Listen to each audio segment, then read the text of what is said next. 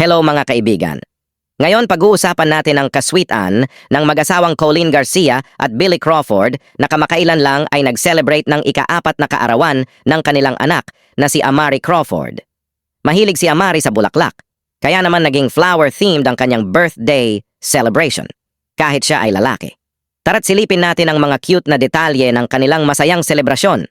Si Amari Crawford kahit na lalaki ay may kakaibang hilig sa mga bulaklak, isang patunay na ang pagkahilig sa kalikasan at kagandahan ay para sa lahat. Sa kanyang ika-4 na kaarawan, sina Colleen at Billy ay nagsigurong magiging espesyal ang araw na ito para kay Amari sa pamamagitan ng isang flower-themed birthday party. Napuno ang venue ng mga sunflower at iba pang makukulay na bulaklak na nagbigay buhay sa selebrasyon. Kitang-kita ang saya ni Amari habang siya ay surrounded ng kanyang paboritong mga bulaklak kasama ang kanyang loving parents. Talaga namang isang memorable birthday celebration para kay Amari at sa kanilang pamilya.